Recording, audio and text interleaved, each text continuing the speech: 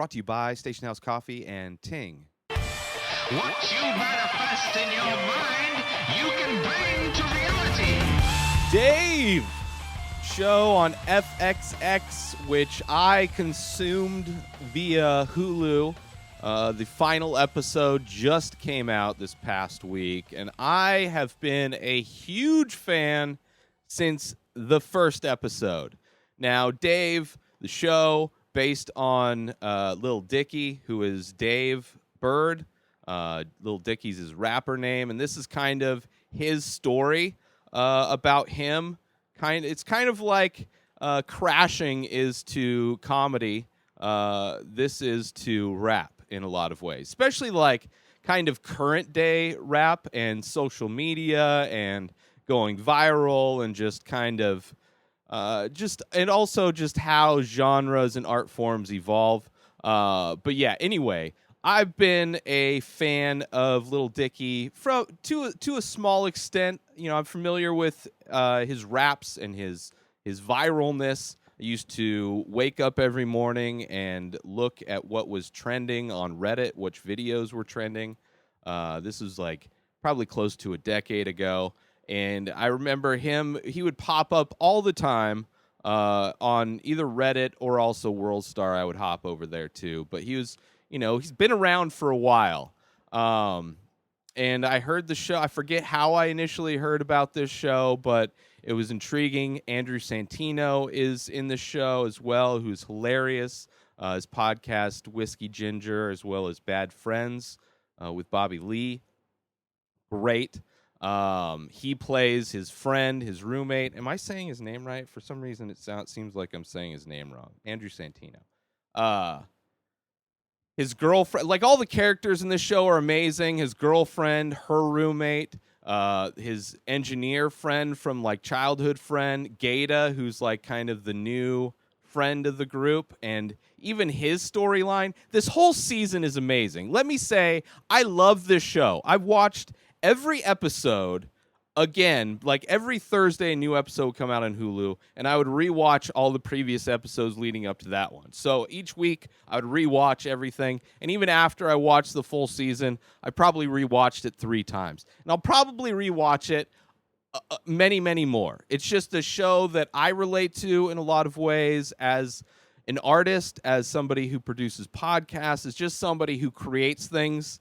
And trying to navigate the unknown world of the internet and trying to do what's best for my art, trying to balance working on like my passion of creating things with relationships, which I haven't been in a relationship in a long time. And you can kind of see there's an episode towards the end, like second to last episode, they're going to a wedding.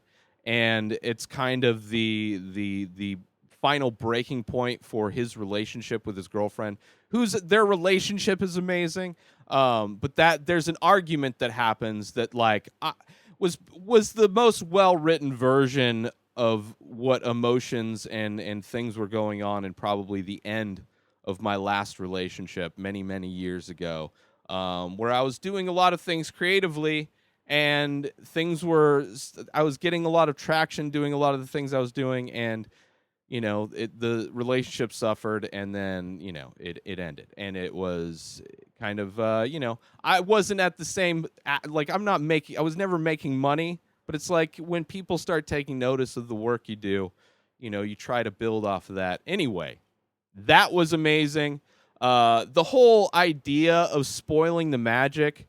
Like the part of her speech at this wedding is almost a summary of her view of their relationship together and how through the whole season she's trying to get it. Like when it first starts, she's never even heard him rap to her.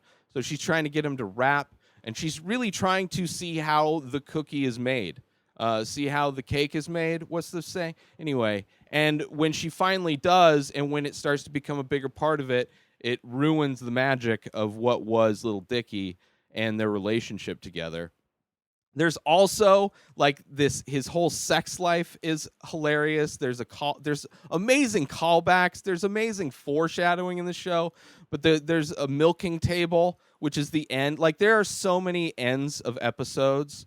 Like, there's an episode where the last line is a thrift shop, and it's the funniest thing ever. It's like the last word said. Like, he puts a period on his episodes like nobody else does.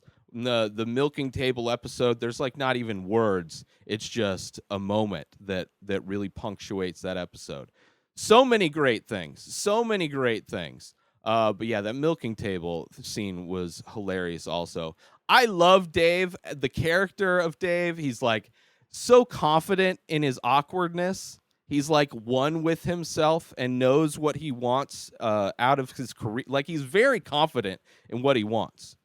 He's an awkward person and runs into situations that he's like new to, because he's like, this is taking place in his early 20s, where he's kind of trying to break in, trying to, record stuff, and trying to collaborate with people that are more well known to it's kind of similar to how podcasts grow. If you want to grow a podcast, and you're a podcast that does interviews, just try and get people that have bigger audiences than you, and then just keep growing. Start small, and then just keep getting more and more people, and that's how Tim Ferriss did it. That's how I did it when I used to have people on podcast interviews. And this is how he's doing it in the rap world, where, getting people to rap with you on a track is a way to help grow your audience. And it's part of like networking and stuff, all the things I'm not doing right now currently. But yeah, I love so much of this. Gata is amazing. There's a scene where there's an episode that's pretty much about him and him being bipolar.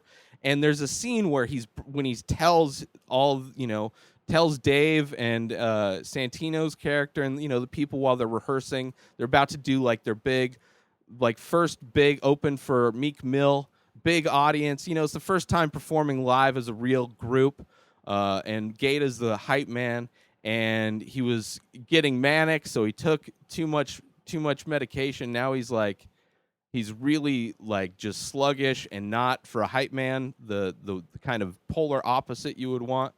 And he breaks down and tells him he's bipolar, and he's like telling why he loves all of the different people, like, and his voice is shaking. Like, there's so much heart, so much realness, and so much heart in this show. But that's, like, you want to fall in love with a character.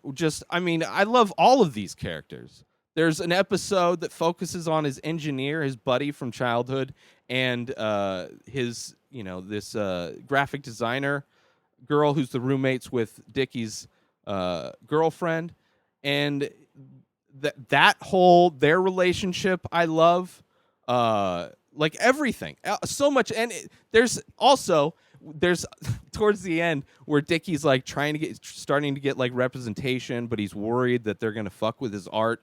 Meanwhile, he's talking to this graphic designer graphic designers, all they do is sacrifice, like their conversation is, would you sacrifice your art for money?